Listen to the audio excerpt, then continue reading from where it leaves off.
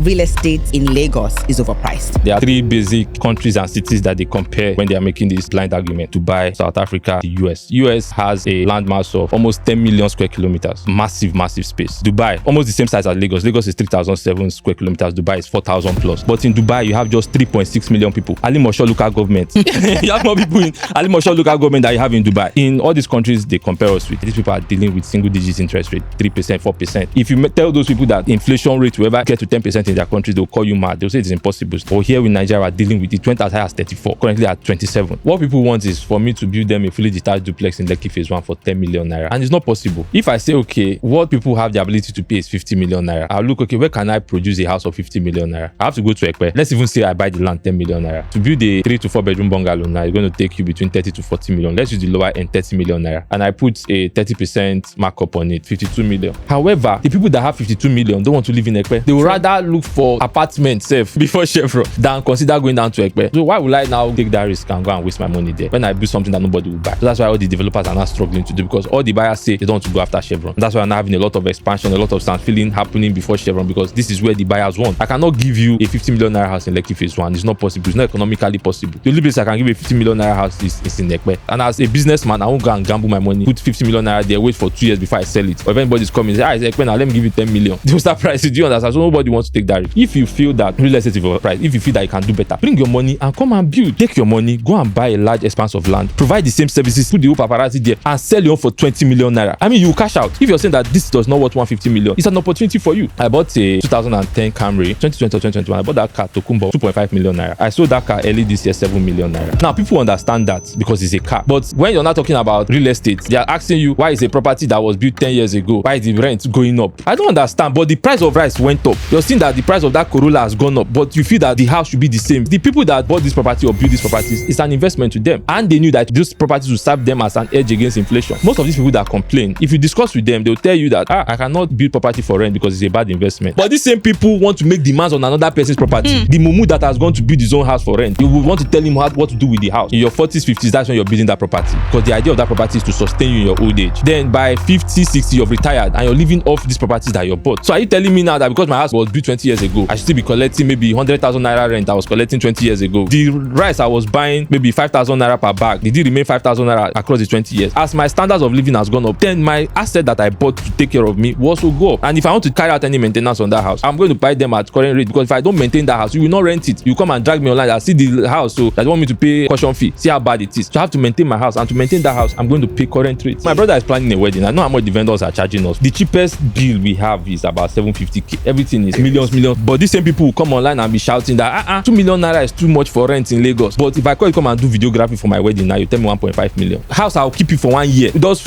to video one event, you collect it at once. But if I tell you, give me the same money for 1 year rent, you say it's too much. You stay in my house for 1 full year, you say it's too much. Or you charge that same thing for hair. Nigerians can be confusing. They want capitalist benefits in a socialist environment. They want their own businesses. They want to maximize their profits. But every other person's business should be free. Let everything be for the people. The woman you go to buy garri from, to tell you, dollar don't go up, it's expensive. But when you now come to rent my house and I tell you the price, you say it's expensive. The ladies that are selling here, like, now it's from do you understand? To 2 million, do you understand? If I go to all these fashion designers, Vic James school, they will call millions for me. But these same people will tell you, this house is expensive. Everybody wants drive Benz on another person's head.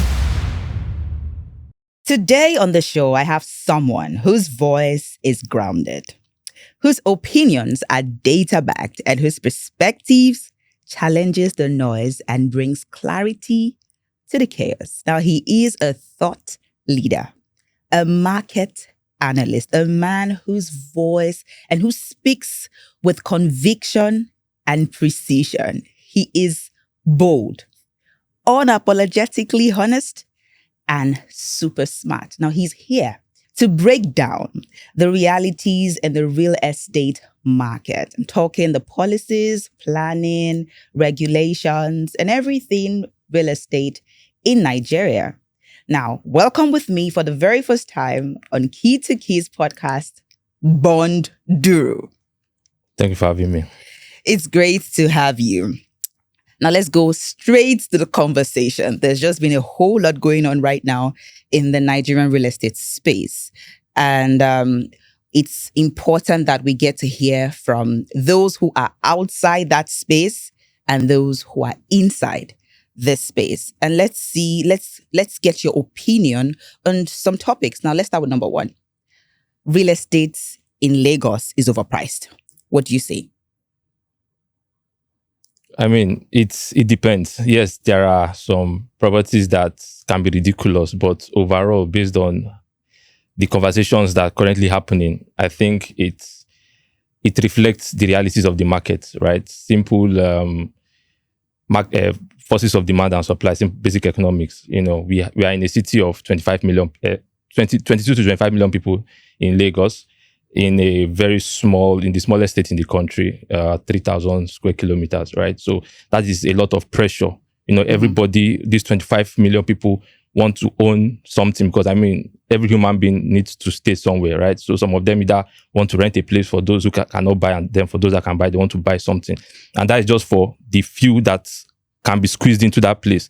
Then we have millions in diaspora who also want to own a piece of that small place. You know, so like I said, demand and supply. When the demand for something is so high relative to the supply, you know, the prices are expected to go up. Why do you think there's a demand for Lagos? I mean, there's a statement I made which has been trending.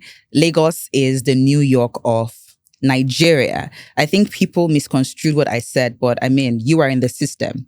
Why do you think there is a demand to be in Lagos? Nigeria has 36 states plus the federal capital. Of those 36 states, Lagos State is the only state in the country that provides opportunity, you know, for anybody, both the young and the old, anybody. So just like you said, is the New York of Nigeria. New York, you know, presents opportunity, you know, a land of opportunity, the financial capital of, you know, the world, not just America. You know, so it is that promise of that dream that drives people there. And that's, you know, when people go there, they create that demand, which, you know, makes, you know, like in the case of New York, you know, blows up the prices of real estate there. So it's that same thing, you know, it's that same thing we have in Lagos, right? So everybody, you know, if you're a musician, you know that if you want to blow, you have to come to Lagos. If you're into real estate, you know, okay, let's not even talk about real estate. If you're a musician, you have to come to Lagos. If you're an actor, you have to come to Lagos. If, you know, whatever it is, you're a businessman, the ports are in Lagos, you know. So Lagos is the land of opportunities, and that is what has attracted people here. And it's because of that attraction, then that has created that demand and, you know, giving birth to the realities you have in the market. So I also need to buttress that point, you know, the fact that people were like, Lagos is not New York. I think people were missing the point. As New York is to US, there are other states in US. Let me make that your point clearer. Now, it might sound ridiculous if I say I am, you know, if I compare myself to Dangote, right? He's miles ahead of me, age, wealth, everything. But at the base, I and Dangote are human beings. Yeah. So if you drop I and Dangote in the land of animals, they will treat us the same way. Sure. So that's the similarity between me and Dangote. On top of that, we are both black. If you take I and Dangote to a white-dominated neighborhood, they will treat both of us the same. So that's the similarity between me and Dangote. On top of that, both of us have the same green passport. If you go to an airport, remove his name, they will treat us the same way, you know, because of that similar passport. So if I compare myself to Dangote, am I wrong to do that? Yeah. Right? So we have similarities. So it's the same thing with New York. So when you say Lagos is the New York of Nigeria, it doesn't mean, yes, it has a high GDP, you know, it has, you know, well laid out plan, although it has almost, okay, it's also dirty too, but let's not go there yet. Nobody's touched that. We're touching everything. Let's not go there yet. You know, so those similarities. So it doesn't mean when because I heard that statement and I also, you know, support it too. You know, so when you hear that, it does not mean that we are comparing it. It just means relative to what they are. Like they are both mega cities. A mega city is a city that has more than 10 million people. So that's the similarity between, you know, the state of New York and, you know, the state of Lagos, right? Mm-hmm. And then the opportunity it presents is the same thing. You know, what Lagos represents in Nigeria is what New York City represents to, you know, the people in the US or whoever in the world that wants to go do something there. So yeah, there are similarities. Yeah, thank you for saying that. And also, like I was saying, it's just the same way New York is to America. There are other places in America whereby we have different states, but you can't compare it to New York. New York is the hub of opportunities there. That is how Lagos is to Nigeria. Like there are better states, more well-planned states in America. But you see people still spend hundreds of millions of dollars in New York with the rat infestations, the dirty subways. So it's the similarity. It's the same thing you have in Lagos. Lagos is according to some people, Lagos is dirty and the rest, but people still want to own there because of that promise of that opportunity there. When you have states like Akwa Ibom, Jos, I mean, if you feel, okay, you're not getting a good deal here, then you go to Jos and buy. So why is everybody concentrated there? Because of that promise of opportunity. And you're not the only one saying it. There are millions of others who want that opportunity. And when everybody is chasing that same opportunity, the value of that opportunity goes up. So that's the reality of what we have. All right, thank you. So let's talk about global comparison. There have been lots of comparisons between houses in a particular place or a state outside Nigeria and then in Lagos, saying that, okay, it's quite expensive. We're not getting the kind of finishing those houses are getting, the land space. Can we touch on that? Okay, let's keep finishing aside, right? Let's talk about the economics of these comparisons. Now, there are three basic countries and cities that they compare. They always bring up when they are making these blind arguments. You have Dubai, you have South Africa, and you have the US, right? Now, for the US has a landmass of almost 10 million square kilometers, right? Massive, massive space. Dubai, the city of Dubai, it's the same size, almost the same size as Lagos. Lagos is 3,007 square kilometers. Dubai is 4,000 plus, almost the same thing, right? But in Dubai, you have just 3.6 million people. Ali Moshood local government. You have more people in Ali Moshood local government than you have in Dubai, right? But Lagos, the same size as Dubai, has 22 to 25 million people there. Meanwhile, in Dubai, I mean, the prices of real estate, in as much as the pressure is not as much compared to Lagos. Now, it does not mean I'm comparing Dubai to Lagos. Yes, Dubai is more beautiful than Lagos, but the basics of economics does not depend on whether something is fine or not. Again, another example. Let's say you're standing at the bus stop waiting for a bus, for those that understand how the bus system is in Nigeria, right? You want to go for a job interview. Uber to take you to that place is, let's say, 10,000 naira. And you're checking the app, you're not seeing anything on the app. And then a danfo comes, right? And it's saying, give me 10,000 naira to take you to your destination. Will you say, no, I will stay here because this danfo is not good, it's not worth 10,000 naira, I will stay here till I get an Uber? No, because of how important your destination is. You pay whatever it takes to enter, to get to that destination, even if it means getting into this dirty danfo, right? And that is similar.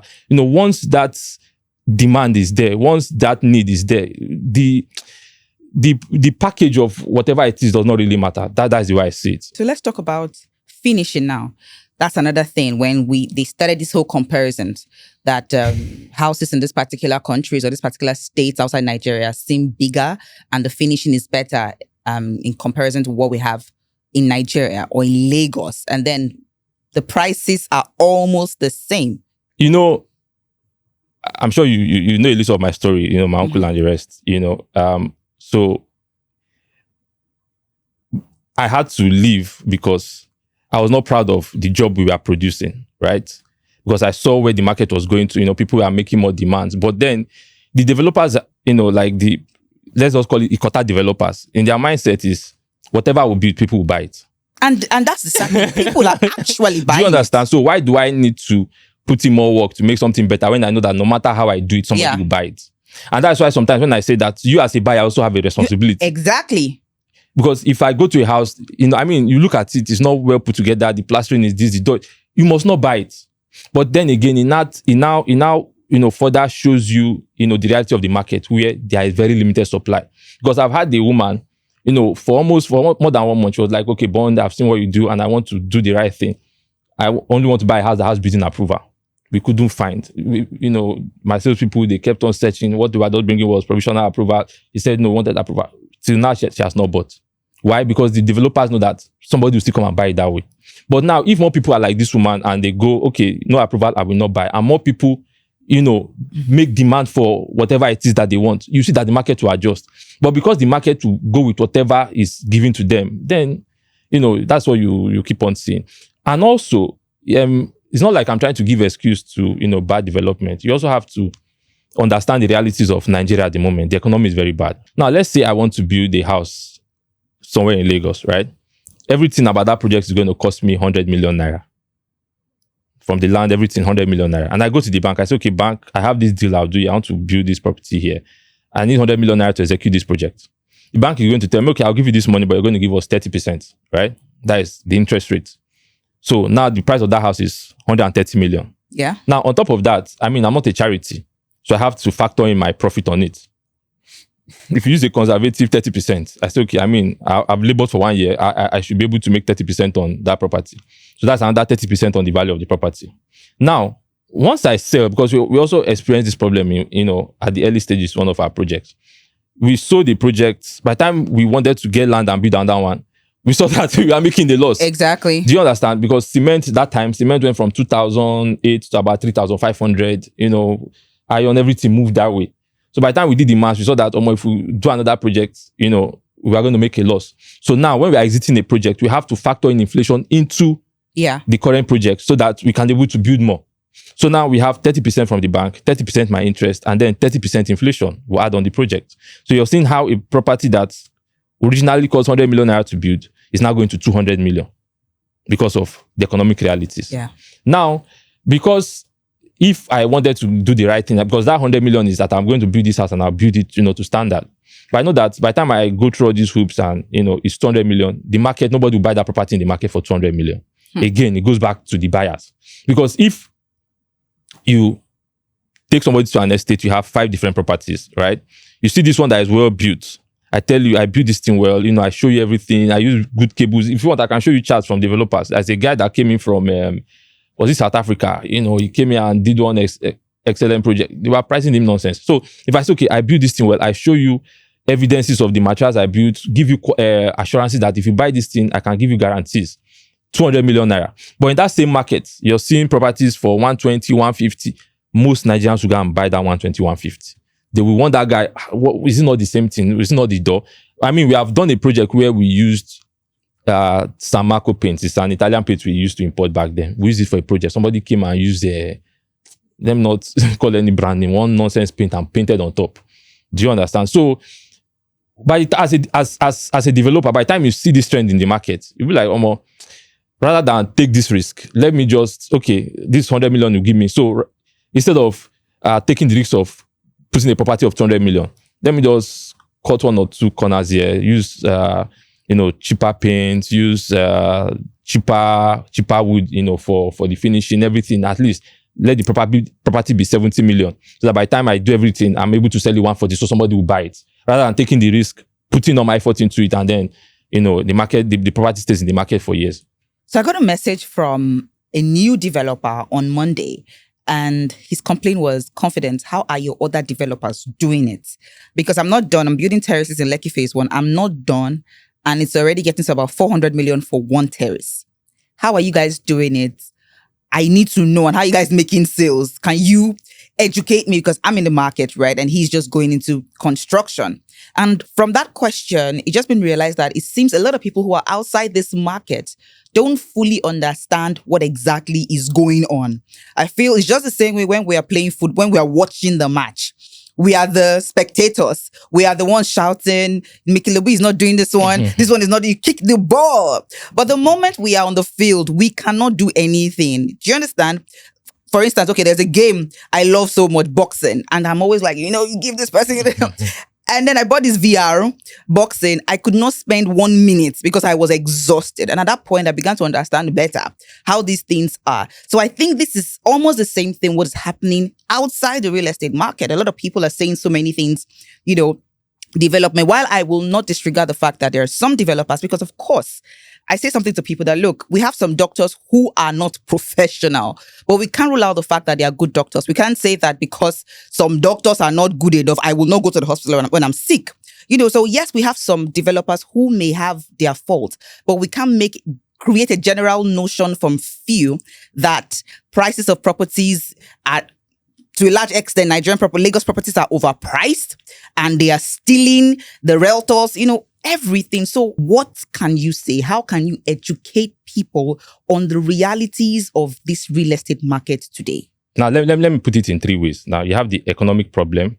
So the general, or the economics of it. So I've already explained this why I talked about the demand and supply. A lot of people, mounting pressure. Everybody wants to buy, both in Lagos. I mean, every politician that makes money wants to own a property in Lagos. Outside Nigeria, everybody wants to own a property in Lagos. That is the economics. Now, we have the federal problem. I've already explained it why I explained how a property that would have cost me 100 million to build has ended up entering the market at 200 million. Yeah. Why? Because of the bank interest rate. Now, the banks collecting that 30%, it's not like they are wicked, but because the inflation of the country has gone up, the interest rate is determined by the MPR. Yeah. Now, the amount the central bank lends to the banks, right? And that MPR is determined by the inflation rate in the country, right? Now, it is the duty of the federal government to regulate that. In all these countries they compare us with, South Africa, America, Dubai, these people are dealing with single digit interest rate, 3%, 4%. Like, it's almost, if you tell those people that the inflation rate will ever get to 10% in their country, they'll call you mad. They'll say it's impossible. It cannot happen. But here in Nigeria, we're dealing with it. Went as high as 34, currently at 27. Do you understand? So that is the federal problem. Then we now have the state challenges, right? Where we have a lot of bureaucracy. I'm trying my best not to, Lagos State, I want to be careful what I'm saying, but it's also difficult to develop in Lagos. And, where I've tried to raise this argument with some of their officials that I'm close to, they will tell you, or there's this common phrase that real estate or land or whatever is the crude oil of Lagos. So they will have to maximize it so that you have a lot of taxes, levies. Let me give you a typical example, right? Now, I see a plot of land I want to go develop. Before I even remember, I said 100 million naira is what will take me to do this project. Now I see this land I want to develop. Before I can even buy the land, I have to, there's a due diligence you have to do. Now that due diligence process is stress on its own. I'm going to waste a lot of unnecessary time, spend a lot of money because there's no central database where I can go and confirm that, okay, the title of this place is good. All these things should be online where in a matter of days or weeks, I can know, okay, this property is good to go and I can close it, right? Now I'm going to spend time to verify that land I want to buy. Time is money. Do you understand? As a developer, because if you're taking loans, it's already counting how long you have to stay on that project, to refund your investors. Now, I go through that process, I get the land. Now, before I can now do anything on the land, you're not dealing with the moneyless. They come and say, okay, you pay us X amount of money. Like, let's say for a 600 square meter plot of land, you can be paying as high as 5 million naira for the moneyless. And the moneyless, there is no value they provide to the value chain of real estate. Like, there's nothing they do. They just exist. We don't know why. There are theories on why the government has turned a blind eye to controlling them, but they are there. Recently, I posted a video where another developer, David Abayomi, was sharing his own. He said his own project, that one boy, is a large project. He spent 50 million for moneyless. Let's start with moneyless. And every time you do something, exactly, there, total. So once you want to, before you can even start on the land, money, you have to pay them, right? Let me even give you do you know the craziest part? The one I even learned recently. Do you know that to demolish an existing building, you have to pay them? We pay them 4 million naira. Then by the time you now start to build again, you still pay them again. Like I said, there's no value they offer. Like now, people complain about realtors. At least realtors, they do some work. They go around, making sure they get you the best deals. Lawyers, they help you do the verification. Every other person, you can point to value that these people create, that without them, you can make mistakes.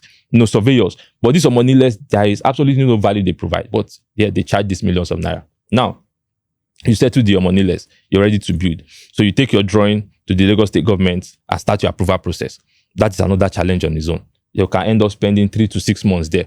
We have heard different theories that, they are understaffed, they don't have enough staff, because what happens is before you can, commence any project, you have to, get your drawing, the architectural MEP drawings and everything, then take it to Lagos State government to be sure that those drawings align with the building approvals of that area, or the building regulations rather of that area.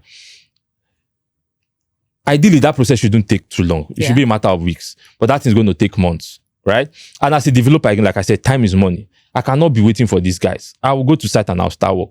Then they now come and I have to pay contraventions. That's where the entire bribery comes from. Because when you make rules difficult for people to obey, then what they call it, let's say crime is inevitable. People always find ways around it. Yeah. Do you get me? So aside the time you spend there, it also costs some amount of money that does not make sense, right? Different agencies doing almost the same thing, like at least 7, and I'm even hearing they were up to 9. All these things can be collapsed into one agency. Okay, you're dealing with this, or even 2 or 3, but you're dealing with last part, material test. Those environmental. Do you understand? So unnecessary hurdles. So you go through all these things, you start your project, and you're paying. You missed that part. No, I've already explained it. So you go through these things, you start your project, then the economy now starts to hit you. Now, we did a project, the project we have been schemed to, right? In 2023, when we started that project, a ton of iron rod was going for 470,000. I have all the receipts. 470,000 for a ton of iron rod. Cement then was, I think, 4.5. Yes, cement was 4.5. But I'm telling you that we bought the first set of materials. We delivered the first set in November. From December to January, between that November to January, iron rod of 2023 to 24. So January of 24, iron rod went from 4.5 to a peak of 1.5, 1.6 million, right? Wow. Cement went from, 4.2 thereabout to, it hit 12, 15K. Yes. Do you understand?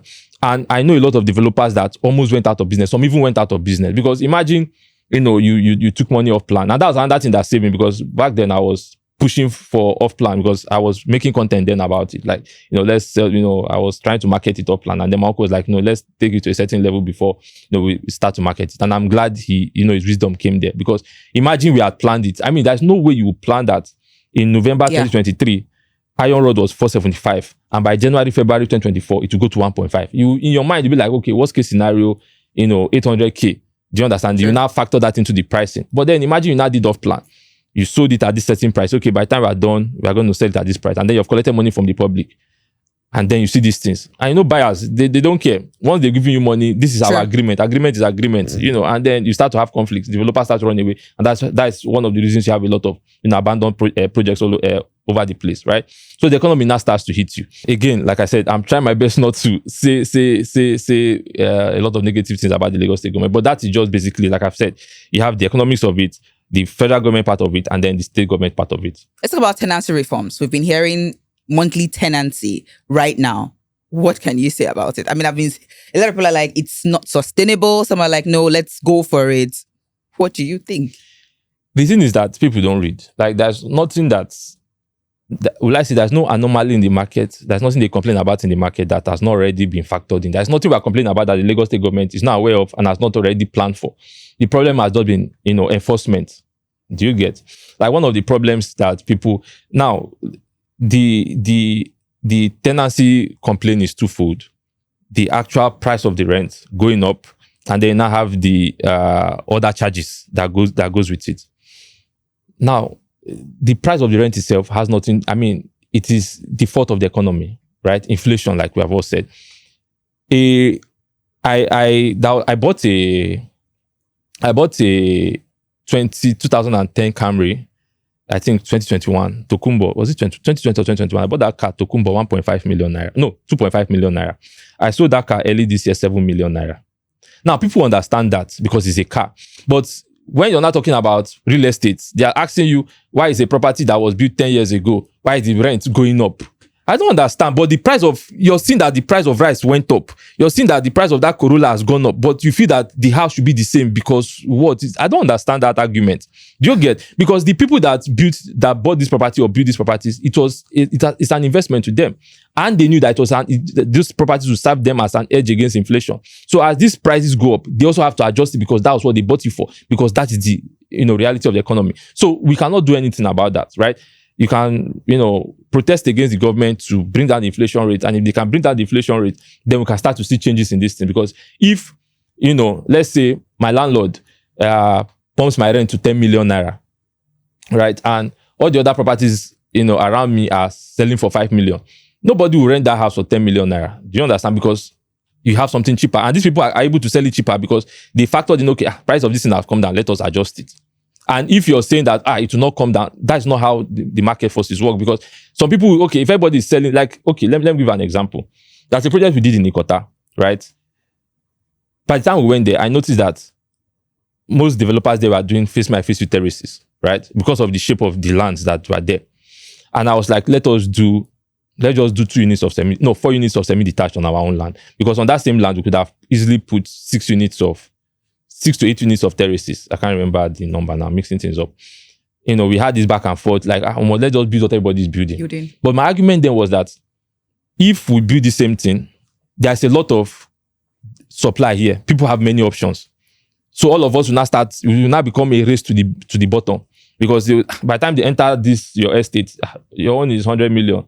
This one goes 95. By the time this developer hears that this one sold for 90, you will not bring down. Do you understand? You guys will not start racing to the bottom. Sure. But we went there and with this semi-detached, we sold some of those terraces are still selling. This I'm talking about was towards the ending of last year. Some of those terraces are still selling today. Why? Because people have options. Do you get me? So it's the same thing. If you're saying that your landlord will not bring down the rent, then what you're saying that there's an opportunity to bring things down, then you come and take advantage of that opportunity. Investors will see that opportunity. Say, okay, rent around there is 10 million naira, but I've done my numbers and seen that if I build this here and I can charge 5 million naira, which also be beneficial to me, I would easily get my property off the market. You see that investors will come and take advantage of that. But the reason why investors have not taken advantage of that, because there's no opportunity there because of the realities of the market. But people don't seem to understand. And I've told anybody, I said, if you feel that real estate is overpriced, if you feel that you can do better, bring your money and come and build. Take your money, go and buy a large expanse of land, provide the same services and sell your own for 20 million naira. I mean, you will cash out. Sure. If you think that this is overpriced, then go there, do the whole polo thing, put the whole paparazzi there, provide the same service. If you're saying that this does not worth 150 million, it's an opportunity for you.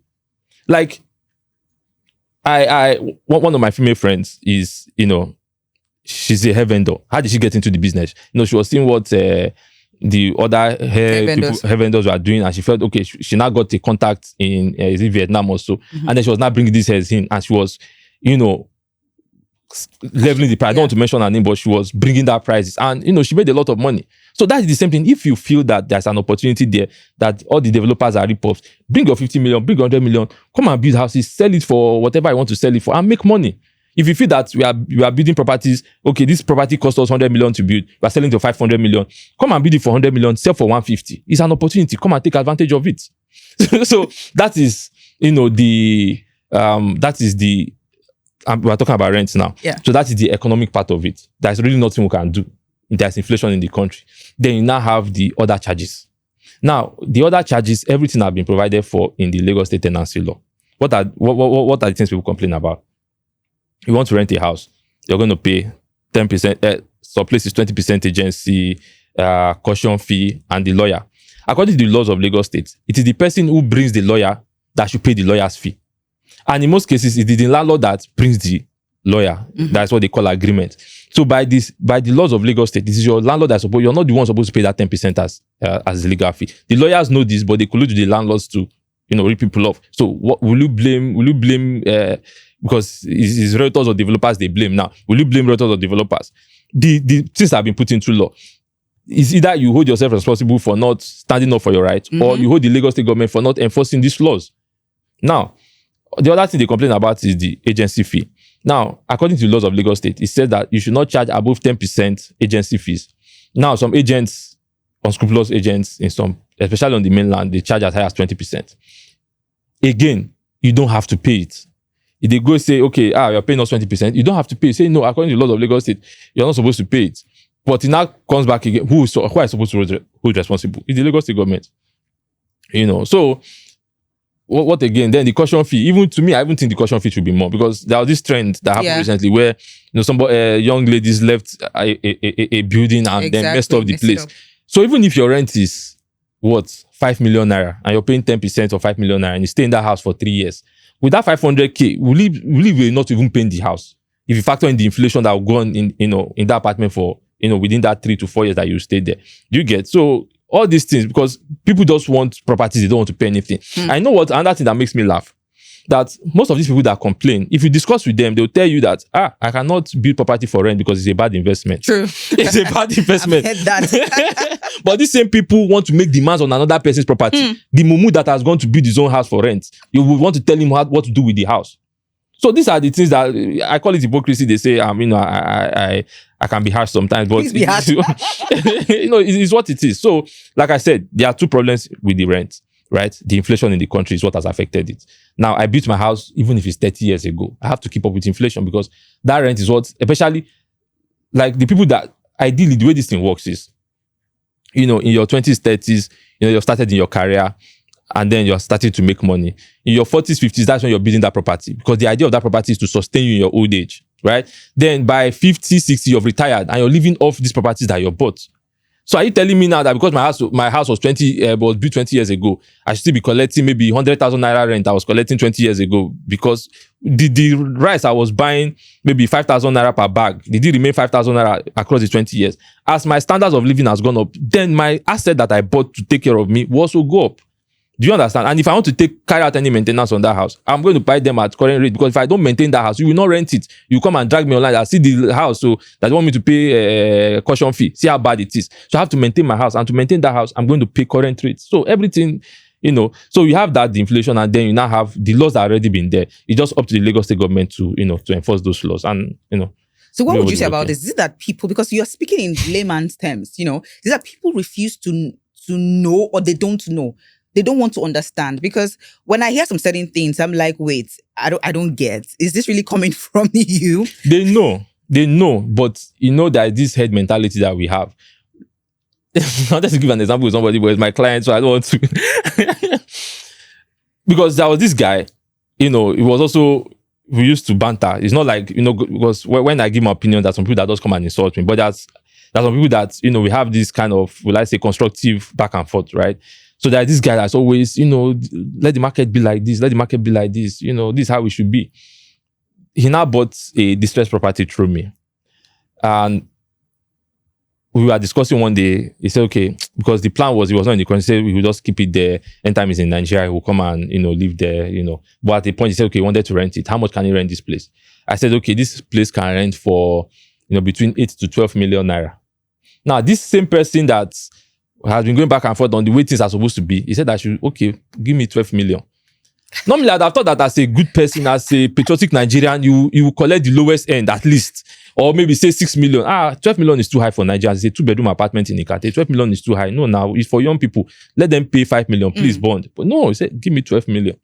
So that is the way everybody is. They only want to be, Nigerians can be confused. They don't know the difference between capitalism and socialism. They want capitalist benefits in a socialist society, the socialist environment. Like, they want their own businesses. They want to maximize their profits, but every other person's business should be free. Let everything be for the people. Do you understand? The woman you go to buy Gary from, she'll tell you, $1 don't go up, it's expensive. But when you now come, to rent my house, and I tell you the price, you say it's expensive. The ladies that are selling here, like, here now is from 1 million to 2 million. Do you understand? If I go to all these fashion designers, Vic James School, they will call millions for me. If I call videographer, come and help me video this house, let us market it. They will tell you hundreds of thousands of naira. But these same people will tell you, this house is expensive. Everybody want dry Benz on another person's head. So that, so the thing just pisses me off. So everybody knows what they are doing.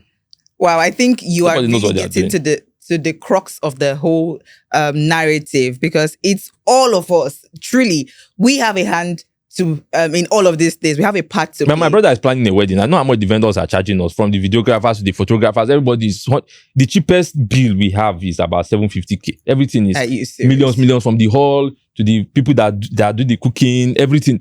But these same people will come online and be shouting that 2 million naira is too much for rent in Lagos. But if I call you come and do videography for my wedding now, you tell me 1.5 million. So you want to charge house, I'll keep you for 1 year. You want to collect, just to video one event, you collect it at once. But if I tell you, give me the same money for 1 year rent, you say it's too much. To stay in my house for 1 full year, you say it's too much. But you charge that same thing for hair. You charge that same thing for your dresses. So, like I said, it's hypocrisy. Everybody knows what they are doing. So,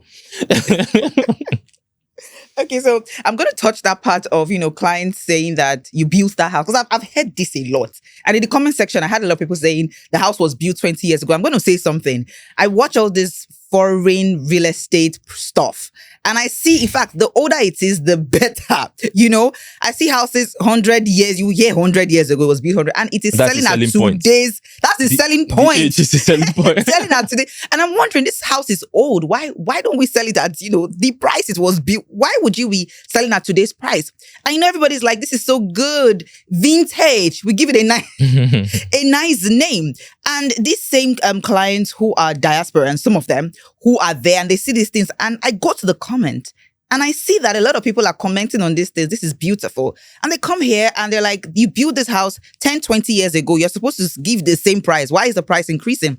So I love the fact that you touched that. I mean, it's not just one person talking about it. Like I said, a lot of people talking about all of these things. Number one, they choose not to understand, or they don't know. But they know, like I said, it's hypocrisy. They know, not Nigeria. They know. But just hypocrisy. Make they chop other people's head. So, am I supposed to be speaking? Yes. Please express yourself. So, don't mind them. I had someone say something in my comment section. It was like that we call some certain things luxury. And the truth is, now I'm going to have him speak, but I'm also going to speak as, like I said, as a broker, as an investor, as someone actually questioned the fact that in fact, it's crazy. I paused because someone questioned the fact that I'm an investor, that I am a terrible person because I am an investor and I am benefiting from the system. I'm going to touch that. But as an investor myself, I have seen a lot of these things happen. I know what is happening behind the scene. I know how lots of developers are coming to my DMs, to my WhatsApp to cry. And this person was like, something as little as smart lock, we call it luxury. I saw a comment, said, look, cashew in Nigeria can be cashew. It's not a big deal.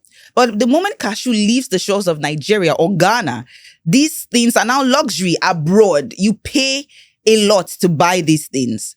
Same with things that are in anything imported in Nigeria. Let me give you a perfect example. This happened when did Ladi come? I think in March. A friend of mine came into the country in March, right? Now we went to eat, at a fancy restaurant. We spent about 80-something thousand on what we ate. And this guy said it was cheap. By the time we calculated, because he converted it to dollars, he said it was cheap. That if he had eaten this thing in the US, it would have cost him way more. However, we now went to a supermarket to buy stuff. And we now noticed that some of those things that were in those supermarkets were more expensive than they were in the US. Do you understand? Why is the food cheaper in Nigeria than in the US? Because that food is exported from here there as African food. And why are those groceries in the supermarket more expensive? Because we bring those groceries from there here. So it is common sense. So the luxury thing, there are two sides to it. You have the price, and then, to be honest, a lot of people in our industry, they bastardize that word luxury, to be honest with you. To me, the way I describe luxury is space or experience. Yeah. So it's either this thing is bigger than what you have normal, right? So it's luxury, or I am experiencing something that not a lot of people will be opportune to experience. Like when you're on top of the Burj Khalifa, you're seeing like Dubai at a different view that you're not seeing. Or in Dubai, the other way, where you say Burj Khalifa view. So having the ability to, not everybody in Dubai can see Burj Khalifa. So that's an experience of itself. Or, in our own nice waterfront. If you're able to see the water, it's an experience. Not everybody can experience it. So if for something to be luxury in the real sense of it, it should either be bigger than normal than what anybody will get, or provide an experience that not a lot of people will have.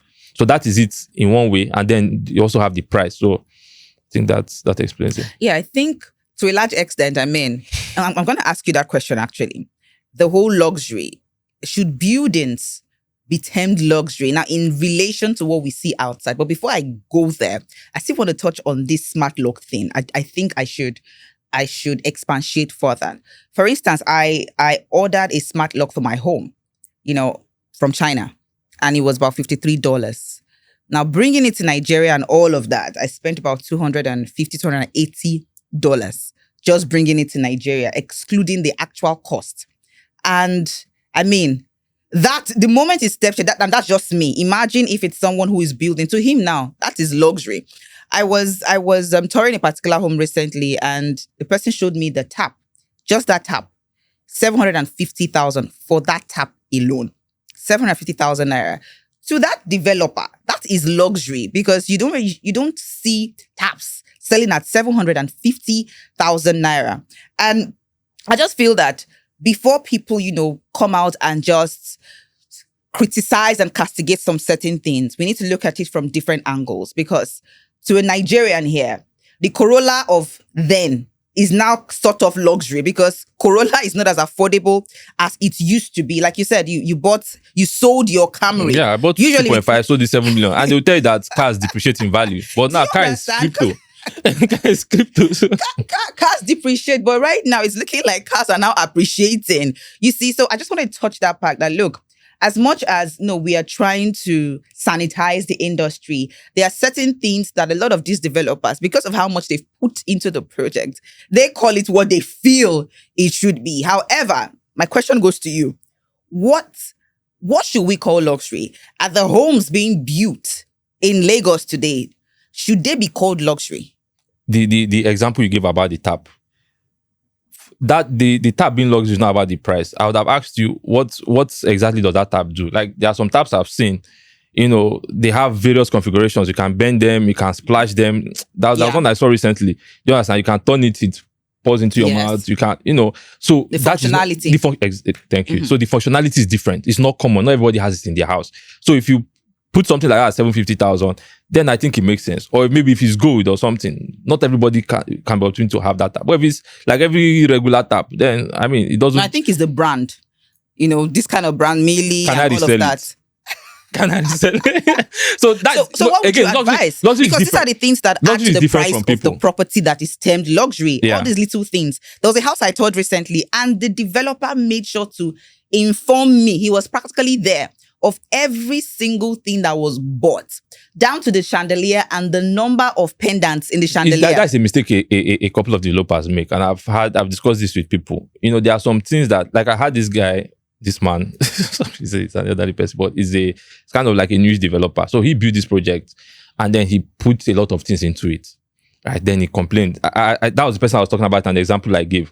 So he put a lot of effort into it. I imported this thing from here. I did this, I did that. I said, Chairman, look at, there are some things our people look out for. Do you understand? For example, if you're spending, let's say, 2 million naira on the paint of a house, the average Nigerian does not know the difference between luxury paint and value paint. Yeah.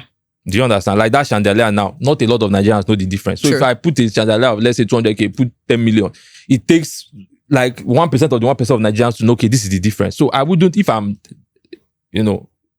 wanting to do luxury, I wouldn't spend that money. There are some places where you will show the luxury, right? In the facade, that is first of all, in the architecture. Okay. Do you understand? I'll bring out a design that is not normal. Now, there are this house that trended. In as much as me and developer are not really cool, but there are this house that trended, selling for 690 million. I'm sure you know the house, somewhere in Ikota. Now, this guy that ignorantly compares properties, he compared that house going for 6 million naira, compared it to 2 units of 3-bedroom apartments in Lekki Phase 1.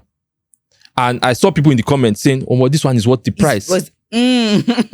Meanwhile, I know that land in that area is forgetting the location. Do you understand? I know land in that place is 250,000. To drop that entire house, it will not take me more than 150 million. Do you understand? But this guy is selling it 690. People are saying it is worth the price. Why? Shine. But there are some developers that don't know this. You gotta start spending money on unnecessary things. So the first thing that guy got well was the architecture. Yeah. So the thing looked very good. Then he now started to put, tires. The house is not functional because, again, I don't want to talk. I almost made a video calling out that house because there are some things that didn't make sense there. But I said, I'm not in the business of spoiling. No, I think let's address all of those things so that, because we have a lot of developers who get to watch these things. As much as we have, investors watching, we have lots of developers, and I believe it's important they know that this is where they are airing, so they can do better. So please. So, like I said, the most important thing, like what makes things stand out in the market is the architecture. That is the most important thing, right? Now, once the architecture is good, then it's now the finishing. Now, or like you said, the functionalities. So, whose responsibility is it to build affordable housing? Government. It's government. Even everywhere in the world is government. But for some reason, especially people in diaspora, they don't feel that it's Africa. It should be cheap. My 1 month salary should buy a house in Ikoyi, because it's Africa, So it's every country in the world, they call it social housing, right? It's the government that provides it. Do you understand? But for some weird reason, people feel that as an investor, I should carry my money in a high inflation society or in a high inflation system and then give you cheap housing. It's not my duty. You can't meet the government. It's as simple as that. Let's talk about infrastructure, because that's another thing that developers complain about, that this is the reason why my property is expensive.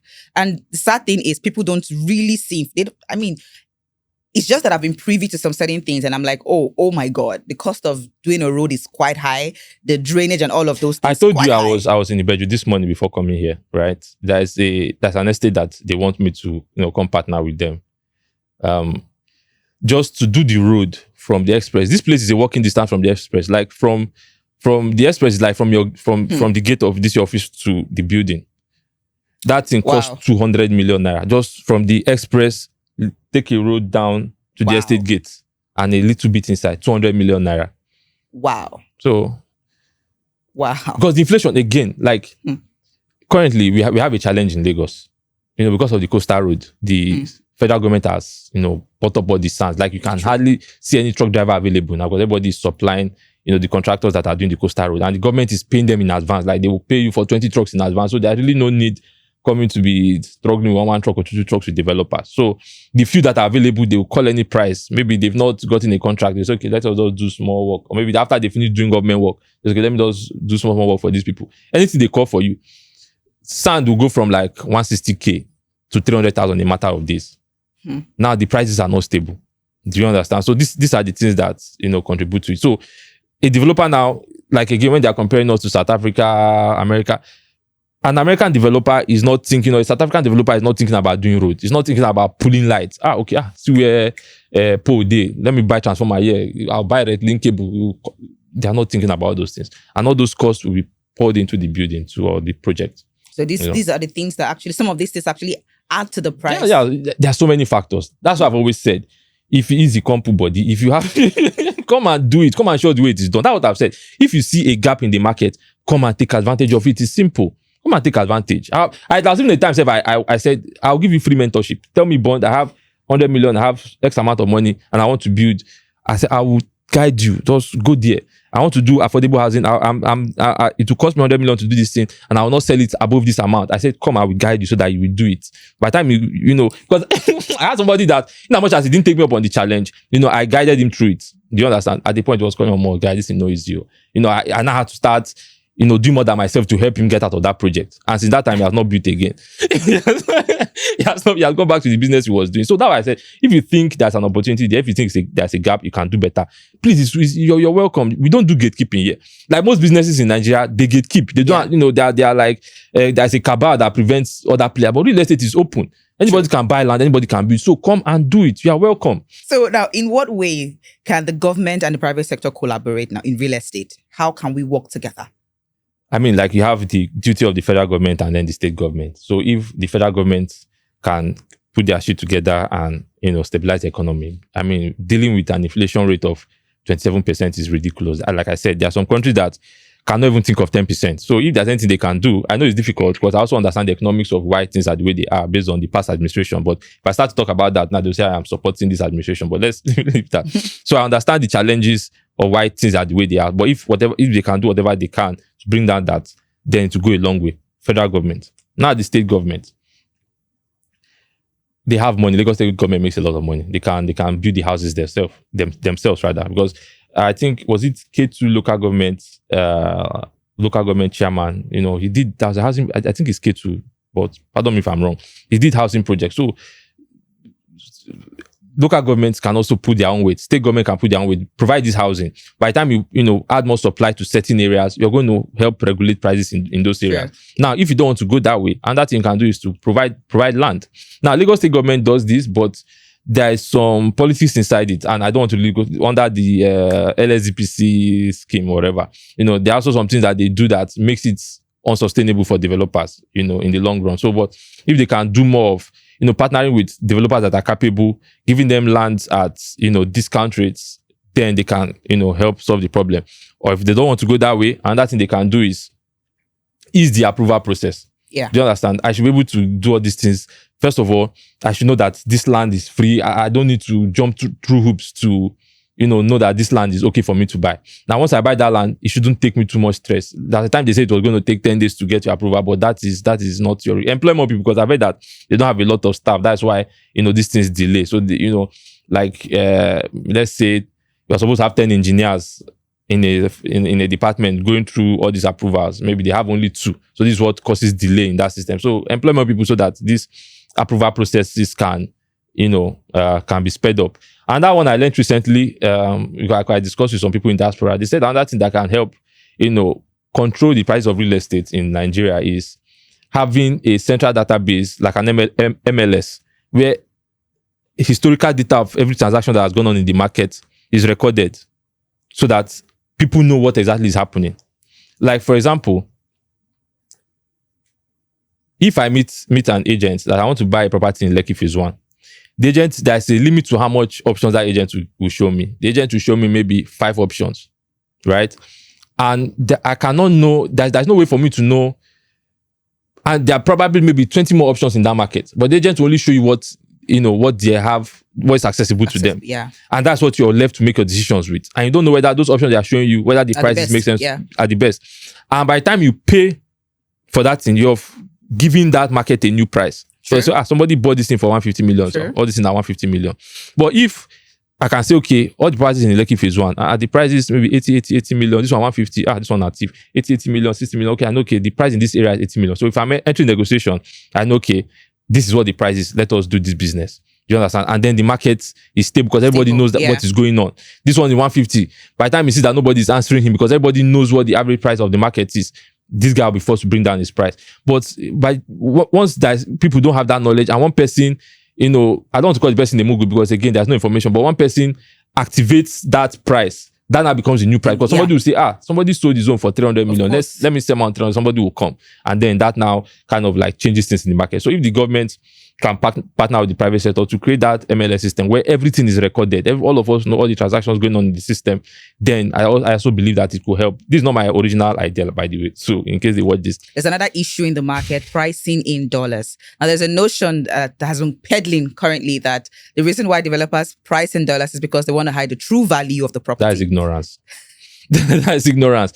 The person that hears $5 million, if you tell him 5 billion, is the same thing to him. The person that $5 million will confuse, $5 billion will confuse that person. So if I put my property $5 million, I know my market already. So somebody that your salary is 200K, you have no business. What am I hiding from you? You're not important. You're not in the conversation. If I call a property $5 million, the people that know the value of it or that understand those figures, it does not confuse them. Do you understand? The reason why we put it in dollars is because most of our buyers are in diaspora. I've said this thing before. And if you go, just go on YouTube, search for almost every property in the world, you see almost every country in the world, they put it in dollars because they are targeting the national market. Now, why do we put it in dollars of all currency? Because dollar is the global reserve currency. Do you understand? Every country trades with dollars, right? Every country has dollars in their reserve. So it is easy for everybody to relate with. Because I've had people, I've dealt with clients multiple times that, ask what the price, I'll say, is this amount? They say, no, what is it in dollars? Yeah. Now, I know it's easy for you to easily, go and Google it and get the price, but it makes transactions easier. Because I'm watching Confidence video and she's saying 200,000 naira. I don't need to stress myself, bring down my phone. What is 200,000? She has already put the price there. Okay, I'm following the conversation. So the whole idea that they are trying to hide the price is pure ignorance. And again, there's also the theory that it is against the law. The law says transacting in dollars. That is what is the law. Now, EFCC has arrested people that spread naira. EFCC has arrested people that spread dollar. EFCC has arrested, there was this guy that sells luxury watches that transacted in dollars. I've not seen EFCC arrest one realtor for putting price in dollar. If that was a crime, many realtors would be in prison now. We would have heard the stories. But they are going out, so, the rules are there. But again, like I said, there's a lot of ignorance out there and people just love to hear whatever it is suits their biases. What is against the law is transacting in dollars. And again, let me even state why it is a problem, right? Now, so that hopefully this makes people understand this thing better. Why is it wrong transacting in dollars? People just say, we are in Nigeria, why do we need dollars? No, we need to understand what the cause is for that law to be there, right? Now, Nigeria does not print dollars. Every dollar that we see in Nigeria was earned either through the country itself, so our sales of crude oil or whatever it is Nigeria produces, crude oil, gas and whatever, they pay the dollars to the central bank. Or any Nigerian that trades, to the international market, that person earns dollars. So every dollar you see in Nigeria is earned. Now, because Nigeria does not produce a lot, the amount of dollars that we earn is not much. And because the dollar is not much, there's a scarcity in the Nigerian market. And that's why the value of the naira to dollar is high. Now, in a bid to control that demand of the dollar, because like I said, the dollar coming in is not much. That's why you now have these regulations to control how much people are now going to demand for dollars. Because if more people, because now there are some industries that need to deal with dollars, because when you're hearing this conversation, they're like, but Dangote is talking dollars. The oil industry is a dollar-dominated industry, right? They deal in dollars. Why? Because crude oil is an international product. Again, that's another argument people have. That why is a product that is made in Nigeria or gotten from our ground, why is it priced in dollars? It is simple economics. Once a product has international demand, it's going to be priced at international rates. Look at, maybe crude oil is going to be very expensive. Look at our musicians. We don't see them from January to November. Why? Because they're going to earn dollars. They don't perform in Nigerian shows anymore. Because now they now have international appeal. There's now international demand for them. They've now gone to Thames is no more in Nigeria again. Why? Because she now has international demand. So all our fees are in dollars. To book Burna Boy now is in dollars, millions of dollars. So for him to even come to Nigeria, you're almost like you're booking an international artist. So that's how it works economically. So any product that has national demand is going to be priced in dollars. So there's some industry that does need to deal with dollars, like the oil industry. We also have our manufacturers. They need dollars to go and import products. Now the central bank is saying, see, we are not earning a lot of dollars. So let us save these dollars for our critical industries, the oil and gas guys, so that when they need dollars, they can get it for their trade. The manufacturers, when they need dollars, they can get it for their trade. You that wants to pay school fees for your child in Nigeria, you don't need it because you're adding to the demand. Do you understand? Let us keep these dollars. So that's why they put all those things. Say, okay, the rest of you don't demand for these dollars, don't transact in these dollars, so that the few dollars that we are able to earn can go to the places where it is needed, so that our prices can be stable. Now, in the future, if Nigeria becomes more productive, we're able to sell more and then more dollars coming in, you see that most of these things will change. So that is that. So again, like I said, the crime is transacting in dollars, not listing in dollars. And the reason why it is listed in dollars is to make it easier for even the Nigerians in Nigeria, billionaires, they don't think in naira. I've heard that thing, I don't think in naira. Everything they want it in dollars, in USD. So those are the people we are talking to, and we are putting those prices. Have you seen how many times will you say a realtor put a 60 million naira property in dollars? Because the clients are, small people. It's expensive property because of the people we are addressing or people that we are targeting. You will not see somebody maybe 50,000 naira, 50 million naira terrace in Ikota. You say maybe it is a $30,000. You don't do that because it's for the regular people. So, but when we are talking $1 million, $2 million, we know the market that we are targeting. And I'm also going to buttress that because from most developers, the concern has been they don't want to keep changing their pricing. Most of the people, especially the highbrow areas, they use contractors who are not Nigerians. Exactly. That's even that angle. I didn't even, Probably you can go ahead and touch it. No, you go ahead. I mean, already there. Yeah. I mean, we have like that. Lebanese or foreigners. There's a particular company who the MD is a Lebanese and they're paying him about $6,000 per month. Dollars, because that's what, he's not Nigerian, he's an expatriate. And most of these expatriates, they earn in dollars. And in these construction companies or these developers, they are using known construction companies to build. However, I know that, you transact in naira, but the dollar equivalent, right? And if the dollar keeps increasing, it means what they are paying those people have to increase.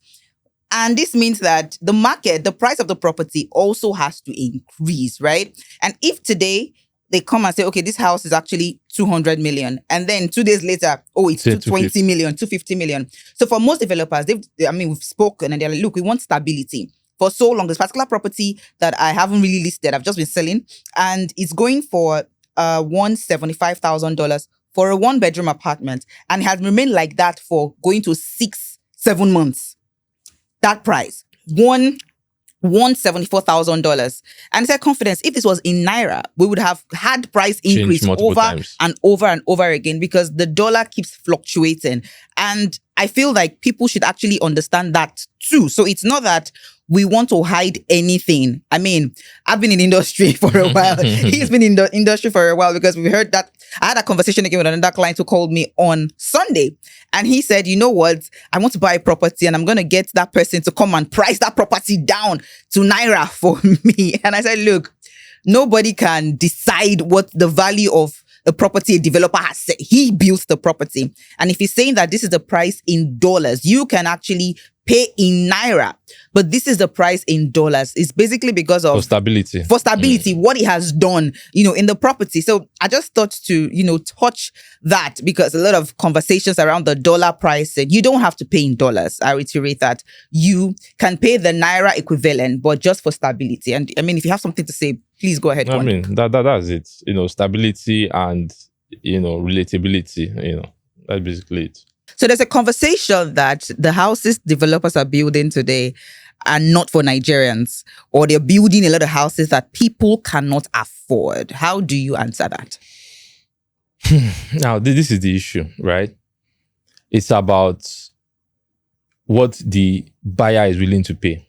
Now, there's a property I marketed recently, 80 million naira property, fully detached house, 5-bedroom. I posted it on my page. Even today, I have not posted it. Like, it went viral. I had almost 500 inspections on that house, but nobody agreed to buy that house. Why? Because of the location. They say it's too far away. Yeah. What people want is for me to build them a fully detached duplex in Lekki Phase 1 for 10 million naira. And it's not possible. Now, there are various, even anywhere in the world, like the city centers are expensive. Then you now have the outskirts. That's where you can now have public housing, not even public house, but more, cheaper accommodations, right? So in the context of Lagos, this is the issue. If I say, okay, what people have the ability to pay is 50 million naira, I'll look, okay, where can I produce a house of 50 million naira? I'll be going towards Ekpe. I'll look for a place where maybe land is, for me to produce a house of, you can't even produce a house of 50 million. Let me say, okay, let's say I go to a place like Ekpe now. I want to build houses of 50 million naira for people, which will be, I believe it will be affordable, right? I have to go to Ekpe. Now, land in Ekpe is what? Maybe 15 million, 20 million, like for good documented land. Now, I let's even say I buy the land 10 million naira. And I build a 3 to 4 bedroom bungalow now, it's going to take you between 30 to 40 million. Let's use the lower end, 30 million naira. I build a 3 or 4 bedroom bungalow, 30 million naira, right? And I put a 30% markup on it. So you have seen now that for me to produce a 3 bedroom bungalow in Ekpe now is 52 million. So that puts it there. However, the people that have 52 million don't want to live in Ekpe. Sure. Do you understand? They would rather look for apartment safe before Chevron than consider going down to Ekpe. And as a developer, I've seen this in the market. I've noticed that. So why would I now take that risk and go and waste my money there when I build something that nobody will buy? So that's why all the developers are now struggling to do, because all the buyers say they don't want to go after Chevron. And that's why I'm now having a lot of expansion, a lot of stand filling happening before Chevron, because this is where the buyers want. Now, the places that are further down, the buyers don't want to go there. And it is not completely their fault. It is the infrastructure challenges that, of the Lagos state or of the state. Now, because the buyer is saying that, if I go and buy a house in Ekpe, maybe I work in VI, it's going to take me hours if I get to work every day. However, if the government had provided the right infrastructure to connect Ekpe to VI, then I believe that more people will be able to go down there. So it is reflective of the realities of the market. It's what the market allows us to do that we do. So I will not take I cannot give you a 50 million naira house in Lekki Phase 1. It's not possible. It's not economically possible. The only place I can give a 50 million naira house is in Ekpe, outskirts. But people don't want to live in the outskirts. And as a businessman, I won't go and gamble my money, put 50 million naira there, wait for 2 years before I sell it. Or if anybody's coming and say, it's Ekpe now, let me give you 10 million. They'll start prices. Do you understand? So nobody wants to take that risk. So that's why you see everybody just concentrating on, the Ikoyi to Chevron axis, because that's where most buyers want to buy. That is it. So finally, it still boils down to the government. Exactly. Doing something about it. I mean, we've heard that they want to, the coastal road at the back. Coastal, and then there's a railway. That's the green line that is connecting VI to the free trade zone. So I believe they say that it's going to take 5 years. If this administration lingers for that, stays for that long, I believe that it will be done. And when that thing is done, it's going to open a whole lot more, open up those areas and then create more opportunities. I'm going to see more developers going there. Yeah. Okay. So let's talk about developer accountability and buyer protection. For some time now, we've seen clients who subscribe to off-plan properties not get their homes. How do you think that, some certain rules can come into play to protect buyers? Yeah. This one I would say this again is the government. Provide the right regulations, right? Before somebody can be a developer, make sure that they have the financial capacity to carry out that project. See, I've seen crazy things. That was somebody that reached out to me. I'm very sorry for using it as an example. That's one that reached out to me. he said I needed my help. He needed to raise funds, that I should advise him. I said, what's the issue? He said he signed JV in Oniru and Surulere. The one in Oniru, 10 floors. The one in Oniru, Surulere, like 7 floors. And I don't have money to do it. I said, wait, and this is first project. I said, you don't have money. This is your first project. And you went to sign Oniru and Oniru and Surulere. So there are so many people that come into this business with aspire to perspire. They will read one motivational book and feel that they can move mountain. By the time they go there, they see that reality. So if there's a way to, I don't know how, maybe developer register or something, I don't know. But make sure that anybody carrying out this project, that's the way you can vet them to be sure, okay, this person has the financial capacity to carry out this project. We're going to see, less of that. So what are you looking out for in Lagos? What are your future aspirations? What do you hope to see in Lagos? I mean, Lagos State is a state I'm proud of, because despite all the challenges, it's one of the few states that I see that is actually putting effort to, give itself like a positive image. What do I mean? See how many times they've abused Wike, with the demolition in Abuja. Have you heard Wike coming to address anybody? He doesn't care. Demolitions happening in Anambra State. Have you heard Soludo come to address anybody? But if anything happens in Lagos State, somebody from Lagos State government will go around every radio station, every TV station to go and explain. But yet people don't seem to, understand the value of that.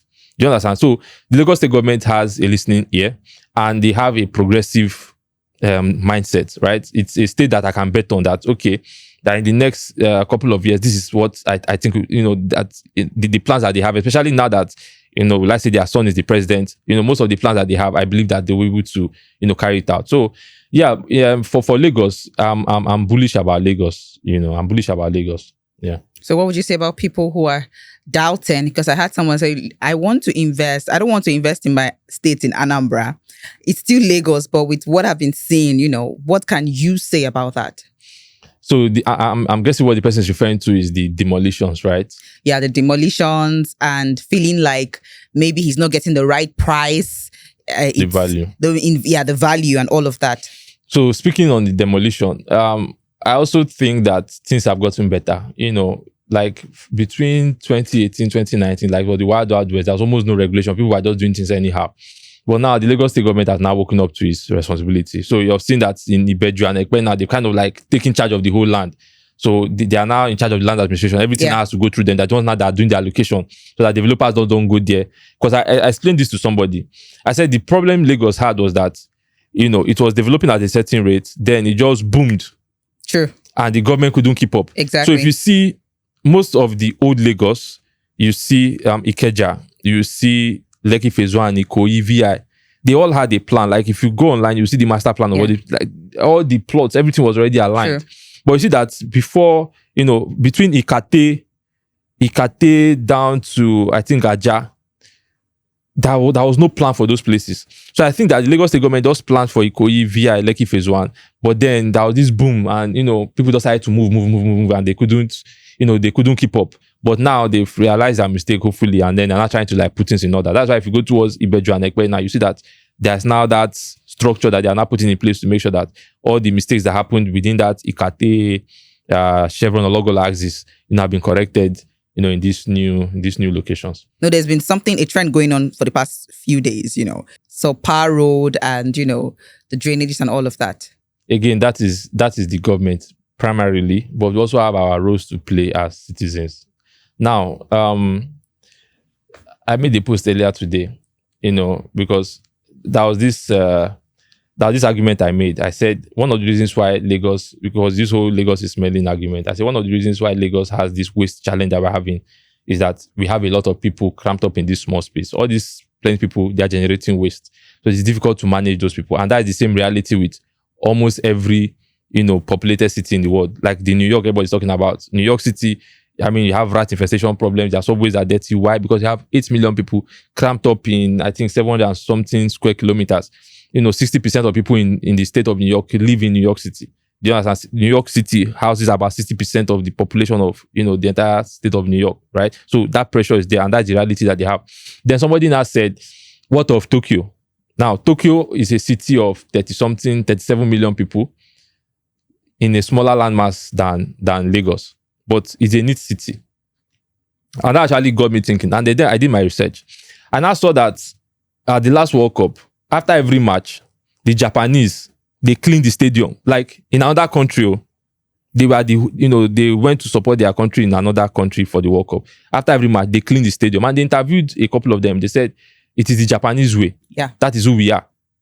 That is their culture. Because first of all, I went on ChatGPT and I typed it. I said, okay, why is it? Because like I said, it's really, because I was like, okay, this is the reality. Then somebody asked that question and I went to do my research and I saw ChatGPT said the major thing why they're like that is their culture. That the Japanese are very neat people. And then I started to do my research and I saw what these guys did at the World Cup. So you cannot compare yourself to Nigeria that throwing dirty inside the doors, inside when rain falls. Do you understand? When rain falls, that is when they know, oh, time to throw dirty. You don't know that rain is washing that dirt to somewhere. And that place is going to get blocked because the rain, the rain has a channel and it carries everything. By the time you now start to heap it, it gets blocked. And the same people will come tomorrow and say the government is supposed to. So we are not really cultured as a people, So we have our roles to play. Again, like I said, the government also has a role to play. Like, some will say, enforcement. They're supposed to make sure that, people are punished for. Yeah, I think there was something like that, kick against indiscipline. Some people will come and protest now. If you say, okay, this is the punishment for this, you say, government is too wicked and stuff like that. So again, like I said, it is also, I won't say it is a fault of Lagos because Lagos tries to carry everybody along. Yeah. Because Lagos state government will say, okay, let us do this. People will complain, they will back down. But there are some state governments that they not born you where this is how it is. Cry from today to tomorrow, they will not listen. This is how they want it done. But Lagos state has this like kind of soft heart, wanting to, accommodate everybody. And, I mean, I don't want to say it's in bad way because it is a progressive mindset, but I mean that is the reality that we have. So that's the job of the government to enforce certain regulations, but as a people, we also have our own role to play in these things. Yeah, thank you. As a people, we have a role to play because I mean, recently the Lekki Road was just constructed. And it was looking great, the street lights, everything. First of all, people started stealing the lights. Yeah, exactly. That is us. That's not the government. And secondly, people started dumping refuse in the middle of the road. An excuse. Why? Let me interrupt you. An excuse somebody will give now is poverty. Yeah, because we are poor. That's why we're doing. Are we the poorest nation in Africa? If you go to Ivory Coast, I mean, their GDP, I think their GDP is smaller than us. Go to Ghana. Ghana is neat. Do you understand? The Ghanaians, not even about the country, like the people. Yeah. Do you understand that they are principled as a people? If you interact with a Ghanaian, like they are principled as a people. But of our own, we do things anyhow and then we blame it on poverty. We are wealthier than these people, but yet their basic principles that these people live by. That it does anyhow. So they will say it's poverty, but I don't agree. It's just who we are as a people. I think we all need to. We have a hand in making Nigeria a home, a safe haven. Now, finally, what is your solution? I know you've tackled some things, but I believe that this isn't just a podcast for just conversations. We are driving conversations out there. We are trying to change some certain narratives. At the same time, we want to propose some certain solutions. So if you become the commissioner for real estate, what are the things you would do? Commissioner for real estate. So I don't have any business with how dirty the places, the drainages and everything, just to drive real estate. Drive real estate and, you can add more of those to it too. Yeah, okay. Let's say commissioner for real estate. Like that MLS, I heard it recently and it was a very brilliant idea. Let everything be centralized. Let's have a central database where everything is, recorded. Everything that happens in the industry, is, how I put it, that there's a proper record of everything. That provides transparency. Do you understand? Because it provides transparency and then it provides trust. Because I know that, okay, there's this platform I can go to and get this information, all the information I need about any property, whether it's, at the setback or, it's where it's supposed to be. I get all this information there. And this place is, has the backing of the state government. Then I can invest confidently. Because there's some people you try to sell to, no matter how much they trust you, there's still that fear that, are you sure this person knows what they are doing? Mm-hmm. But if there is that guarantee from the government that, yes, this is our system and we're telling you that this is good, then there's that trust there. And when that trust is there, you have more transactions in the system. When there's more transactions, we're going to make more money because we're going to get taxes from you guys. And another thing, I would do, this one might not favor people, but, make sure everybody is registered. I mean, Lagos State government has tried it, but again, enforcement, like this last era, make sure that every agent, every developer in the system, like there's a way to track them, like to trace them, so that when we have complaints, when everybody going out of line, we know, okay, this is this person, this is how we can get them. And again, that also provides trust because I know that if this developer messes up with me, this is who I got to report to, and this person accountability. This person will deal with this person, and then again, it will build more trust, which will lead to more transactions in in the system. And then the other for the rental issue, just enforce what you already have, right?